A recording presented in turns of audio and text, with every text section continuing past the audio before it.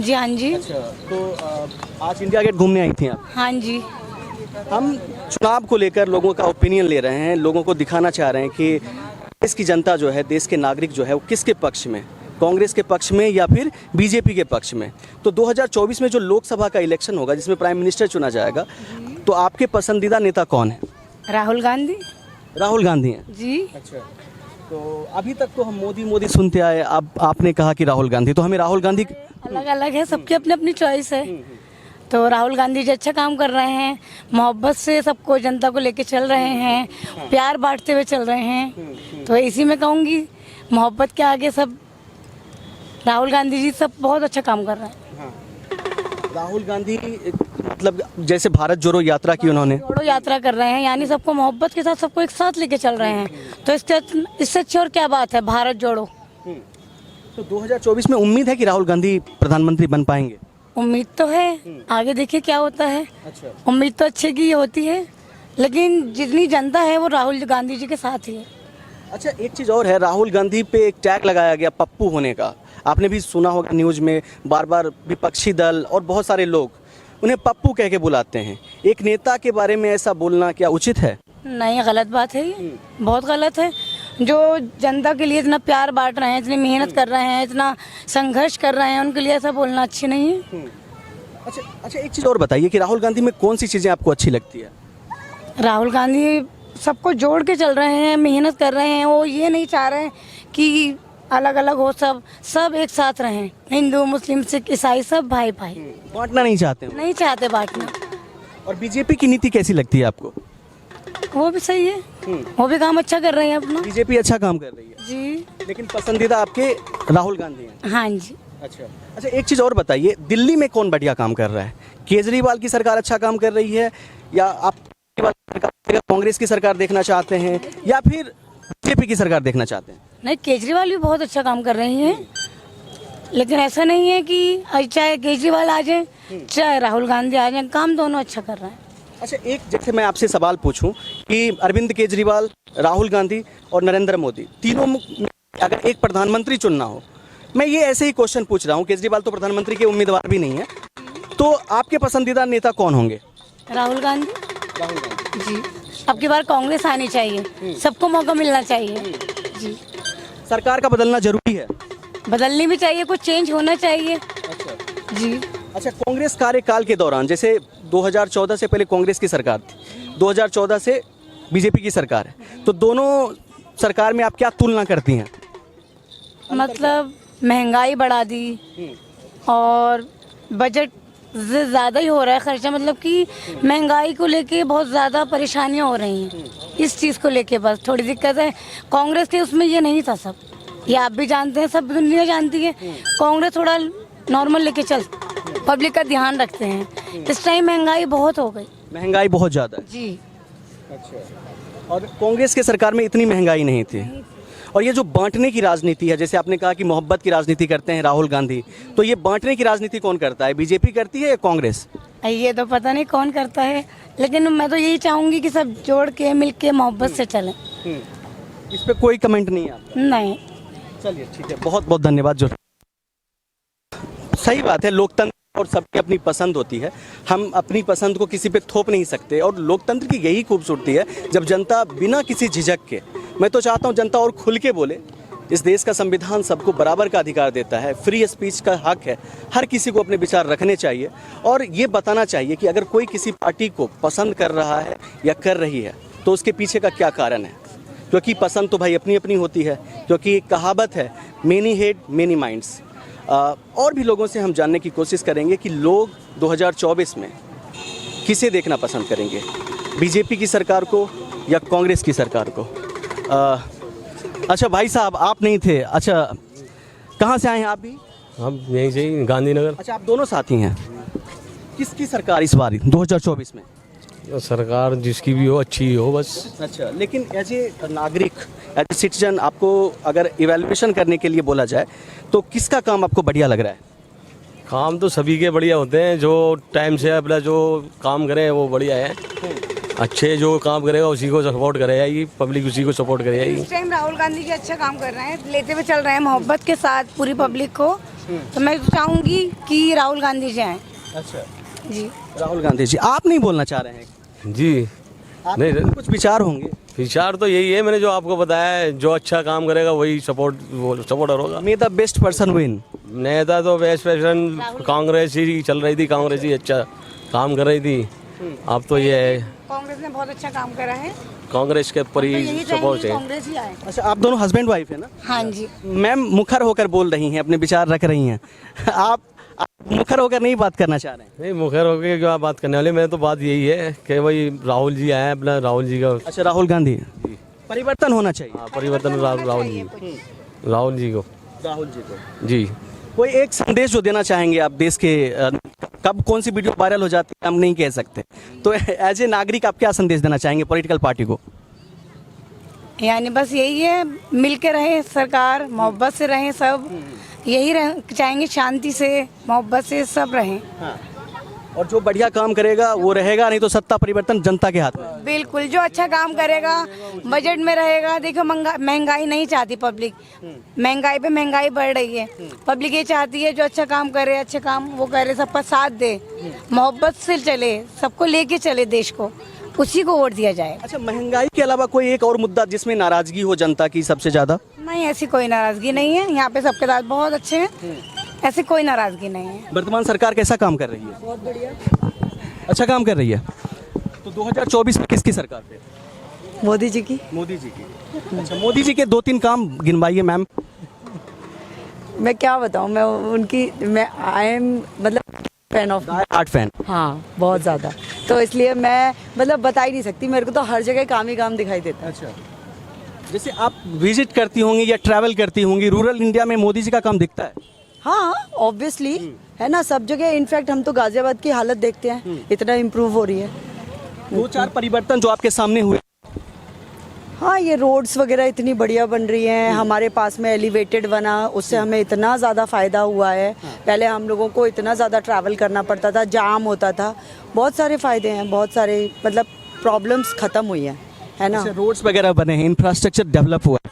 इस चीज़ में सहमति सबकी है, क्योंकि नितिन गडकरी जो परिवहन मंत्री हैं उन्होंने बहुत अच्छा काम किया है पूरे देश में, थ्रू आउट द कंट्री। इसके अलावा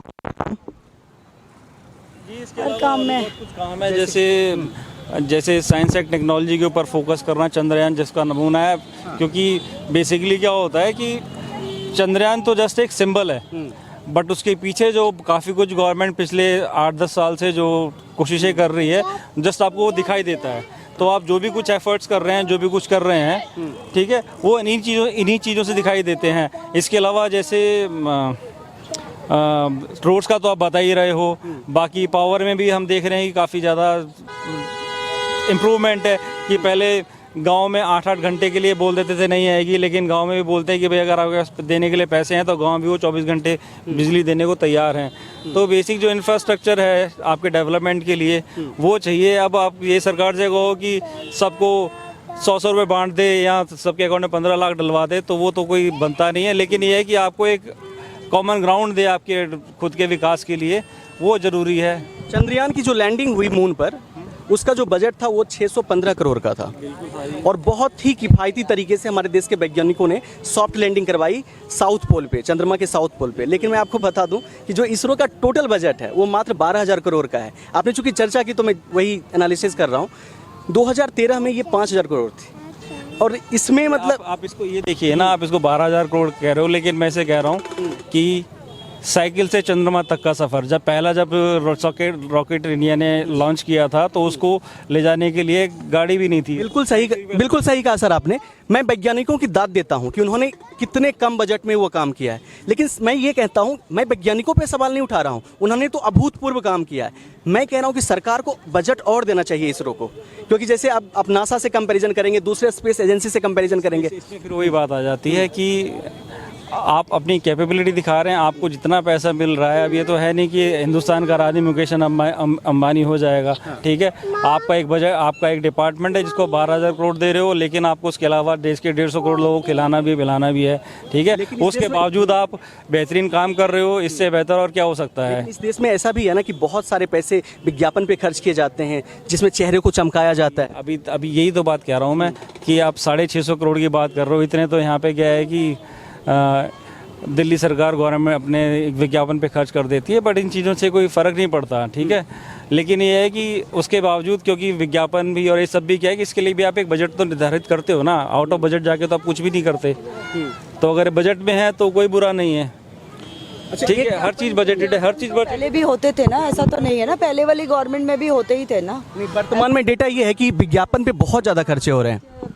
मुझे तो लगता है ठीक है ना, सब सही चल रहा है, बढ़िया। बढ़िया चल रहा है। चलिए ठीक है, ओपिनियन है। कि आगे भी उन्हीं की सरकार। बजट होना चाहिए। बाकी ये है कि हमारा भी विज़न थोड़ा इनसे अलग है कि ये डाई हार्ड फैन है, हम कहते हैं कि भाई ठीक है यार, देयर इज से सवाल भी होना चाहिए। Always scope for improvement. ऐसा नहीं है कि सबको बहुत अच्छा है, इससे अच्छा भी हो सकता है और करने की कोशिश करनी चाहिए। अच्छा, सर का कहना है कि डेमोक्रेसी में सवाल भी होना चाहिए। सिर्फ ऐसा है नहीं कि ना तो सिर्फ निंदा करें और ना ही सिर्फ प्रशंसा करें, सवाल भी करें, सराहना भी करें, यही कहना चाहते हैं। बिल्कुल जी, बिल्कुल। ठीक है। अच्छा, एक आखिरी सवाल, क्या संदेश देना चाहेंगे? चूंकि मोदी जी से आप काफ़ी प्रभावित हैं, तो आपका एक आखिरी संदेश क्या होगा? आखिरी संदेश यही है कि उनके ऊपर वो जो भी कर रहे हैं या जिस चीज़ को भी मतलब लेकर आना चाहते हैं, तो उसको हमें उस चीज़ को जो है आगे बढ़ाना चाहिए और हमें उनके ऊपर फेथ रखना चाहिए, है ना, क्योंकि अभी तक जो भी हो रहा है वो बेटर ही हुआ है ना, अगर कंपेयर किया जाए पहले से जो है। अच्छा, एक सवाल मैम मैं आपसे ज़रूर करना चाहूँगा, क्योंकि आप काफ़ी मुखर होकर बोल रही हैं। मणिपुर हिंसा पर बीजेपी की तरफ से कोई बयान नहीं आया और काफ़ी दिल दहला देने वाली घटना हुई थी वहाँ पे। यही तो प्रश्न है जो आप पूछना चाहते हैं और जिनमें आपको इम्प्रूवमेंट चाहिए। ऑब्वियसली बात है कि अगर आप मणिपुर हिंसा की बात कर रहे हो, ठीक है, तो उसमें आप सीधे सीधे ये तो नहीं कह सकते कि भाई कि मोदी जी का इसमें हाथ है या सेंट्रल गवर्नमेंट जाके वहाँ पे करा रही है। लेकिन ये है कि सेंट्रल गवर्नमेंट के हाथ में ये है कि वहाँ पे जो local safety security law and order है वो मेंटेन किया जाए, ताकि वहाँ पे लोगों को वही जो मैं कह रहा था कि आपको एक कॉमन ग्राउंड मिले खेलने के लिए, जहाँ पे आप कह सकें कि भाई कि हम विकास कर सकते हैं, इम्प्रूवमेंट कर सकते हैं। तो जो गवर्नमेंट के हाथ में उनको करना चाहिए। बाकी मणिपुर हिंसा के ऊपर जो कुछ हुआ हम उसके बारे में कह सकते हैं, यहाँ बैठ के हम उसके कमेंट तो नहीं कर सकते। वहाँ पे हो सकता है कि बहुत कुछ बुरा भी हुआ हो पर हमें नहीं पता उसके बारे में, ठीक है। लेकिन एक चीज़ जो गवर्नमेंट से एक्सपेक्ट कर सकते हैं कि चारों तरफ जो लॉ एंड ऑर्डर इनको मेनटेन करना चाहिए, उसकी कोशिश करनी चाहिए। कोई भी गवर्नमेंट नहीं चाहती कि भी है कि उसके राज्य में कोई दंगा हो या वो हो, ठीक है, क्योंकि मणिपुर मुझे तो नहीं लगता कि इतना बड़ा कोई स्टेट है कि जिससे बीजेपी सेंटर में गवर्नमेंट में आ जाएगी। तो ये है कि ठीक है, कुछ फ्रिंज एलिमेंट्स हो सकते हैं, लेकिन गवर्नमेंट की जिम्मेवारी सबको कंट्रोल करना, सबको साथ लेके चलना। दो तरीके हैं। बड़ी हिंसा पे जब कोई स्टेटमेंट नहीं आता है ना, तो लोगों का दिल टूटता है। ऐसा है कि बात हुई आ जाती है कि अगर आप सेंटर में बैठ के मणिपुर के ऊपर आप फिर वो आ जाती है चुनावी पॉलिटिक्स। आप मणिपुर को सेंटर की पॉलिटिक्स में नहीं लाना चाहते, ठीक है ना, क्योंकि आप अगर बीजेपी का आप देखोगे अगर वे ऑफ वर्किंग, वो इलेक्शन जीतने के बाद एक इलेक्शन की तैयारी करना शुरू कर देते हैं। उनको मालूम है कि अगर मणिपुर के ऊपर हम बात करेंगे तो जवाब देना पड़ेगा, जबकि मणिपुर इतना बड़ा स्टेट नहीं है जिसके बेस पे सेंटर में इलेक्शन लड़ा जाए। तो हाँ, तो मुझे ऐसा लगता है कि अगर आप भी अगर इस जगह होते तो अभी भी कहते हैं कि ठीक है, हमसे जो स्टेट में होगा बन पड़ेगा, हम करेंगे, ठीक है, लेकिन इसको सेंटर का मुद्दा तो नहीं बनने देंगे। बिल्कुल, देखिए इस दो पहलू होते हैं हर चीज़ के। कि वहाँ पे जहाँ पे अगर मणिपुर में आपका बजट पहले 1 करोड़ था, आप बढ़ा के उसको 100 करोड़ कर दीजिए पुलिस के ऊपर, ठीक है ना, लॉ एंड ऑर्डर को मेंटेन करने के लिए आप 1000 करोड़ कर दीजिए, ठीक है, क्योंकि अल्टीमेटली मैटर वही करता है, ठीक है। आप लेकिन उसके ऊपर आप नहीं चाहेंगे कि किसी और स्टेट की गवर्नमेंट हिले, आप चाहेंगे कि मणिपुर हिंसा की वजह से महाराष्ट्र की गवर्नमेंट गिरे, नहीं, ठीक है ना। देखिए भाई साहब, ठीक है आप, लेकिन जब आप मानते हैं कि मणिपुर की वजह से महाराष्ट्र की गवर्नमेंट नहीं गिरनी चाहिए, तो मणिपुर की वजह से सेंट्रल गवर्नमेंट भी क्यों खतरे में आए? कहने का मतलब ये उसके ऊपर आपको लगता है कि वो हमें सेंटर के ऊपर इस चीज़ के ऊपर इलेक्शन लड़ना चाहिए। ठीक है, बहुत बड़ी हिंसा हुई है, बहुत कुछ हुआ है, उसके ऊपर आप जो कर सकते हैं बेस्ट टू बेस्ट वो करना चाहिए। लेकिन ऐसे मुद्दों को चुनाव से, इलेक्शन से अलग करके देखना चाहिए, क्योंकि ये मुद्दा तो मानवता को लेकर है। मैं तो ये कह रहा हूँ मानवता से बड़ा है, आपको मानवता के नाम पे, तभी तो मैं कह रहा हूँ आप इसका बजट बढ़ा के 100 करोड़ की बजाय 1000 करोड़ कर दीजिए। अल्टीमेटली मैटर वही करना है, ठीक है। लेकिन फिर भी मैं ये कहूँगा कि एक स्टेट की वजह से आप एक किसी दूसरे स्टेट की गवर्नमेंट ना नहीं हो सकते ये इफेक्ट हो, तो आप ये कैसे एक्सेप्ट कर सकते हैं उसके बेस पे सेंट्रल गवर्नमेंट इफेक्ट हो? जबकि आप खुद मान रहे हैं कि ठीक है हमारी उससे कुछ डिसएग्रीमेंट्स हैं, कुछ चीज़ें हैं जो इम्प्रूव करनी चाहिए, पर इसका मतलब ये नहीं है कि आप सेंट्रल गवर्नमेंट गिरा दें या उसके ऊपर इतने क्वेश्चंस करेंगे भैया कि उसको मजबूर करके रिज़ाइन करो। किस बात का रिज़ाइन करना है भाई? आपको 10 करोड़ चाहिए, आपको 1000 करोड़ दे रहे हैं आप मेंटेन करने के लिए, और आपको क्या चाहिए? ठीक है, अब ये कहो कि सेंटर उसके लिए रिज़ाइन कर दे तो वो नहीं बनता है साइंस। चलिए, जुड़ने के लिए धन्यवाद, आपने अपने विचार रखे, आपको भी मैम। ठीक है वो 2024 के इलेक्शन को लेकर है। पिछले सरकार के कामकाज का मूल्यांकन करते हुए 2024 में आप किसकी सरकार बनते हुए देखना चाहते हैं? देखिए, मैं चाहे जिसकी भी सरकार बने, लेकिन जो बीजेपी ने 10 साल में किया है उससे मैं नहीं चाहता कि उन्होंने कुछ अच्छा ज़्यादा किया है, क्योंकि हमारी इकोनॉमी ख़त्म हो चुकी है, right, because of the decision of the government. जब भी इकोनॉमी ख़त्म होती है तो वो गवर्नमेंट की डिसीजन पे ख़त्म होती है। तो हमने देखा है कि हमारे पास एम्प्लॉयमेंट रेट ज़्यादा ख़त्म हो गया। यूथ जो है वो मोस्टली अनएम्प्लॉयड हैं और वो मियर टास्क करते हैं, जैसे कि मान लीजिए कि जोमेटो में जाना या फिर डिलीवरी ऑप्शन करना या फिर छोटे टास्क करना। जबकि टास्क अगर मान लो वो कोई एक एकेडमिक प्रोफेशन पे गया हुआ है, देन ही वांट्स दैट वो एकेडमिक प्रोफेशन में जो उसने स्किल्स किया हुआ है, जो उसको एक्सेस है, उसको वो प्रगति में डाले। लेकिन चूंकि लैक ऑफ स्किल्स के चलते वो मेयर टास्क में वो घुस रहा है। तो this is something that not a good for a youth who is working and who is getting educated, क्योंकि education is not cheap, right, उसमें भी पैसे लगते हैं एजुकेशन में।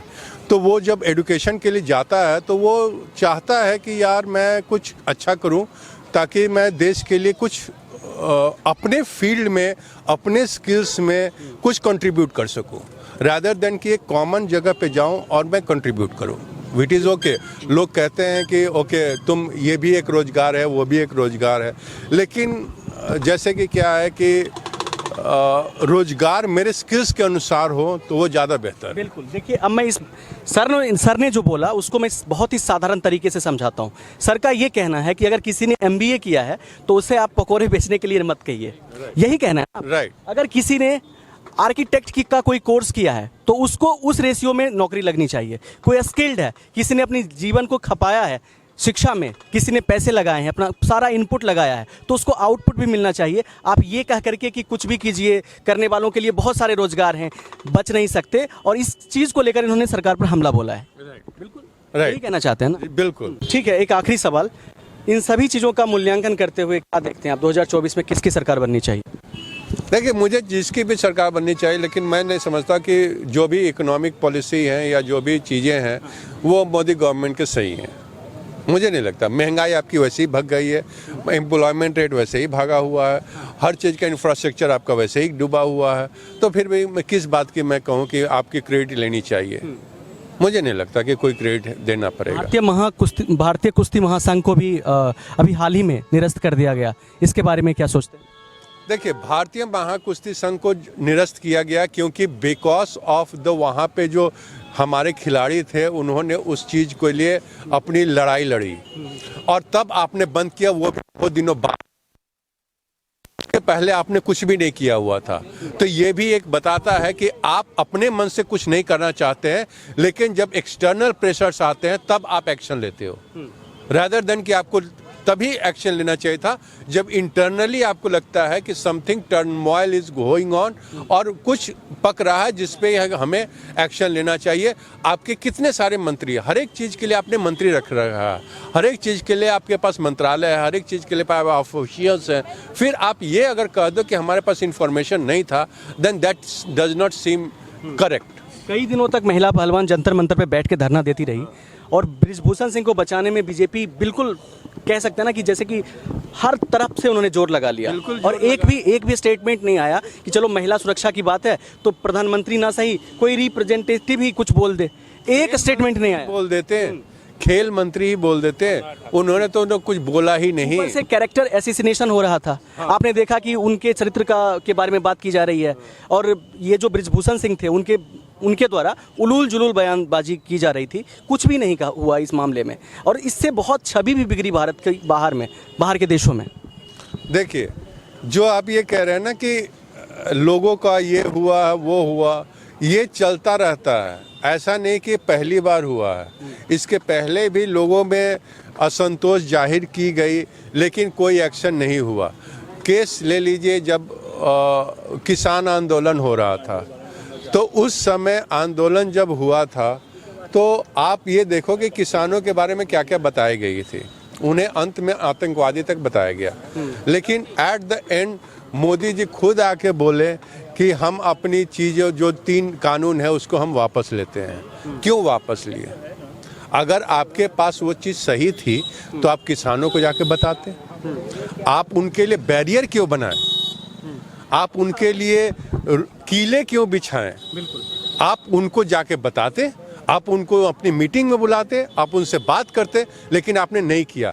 जो कि अब उजागर हुआ है कि इसके चलते कॉरपोरेट बैठी हुई थी जो कि एग्रीकल्चर को प्राइवेटाइज कर रही थी।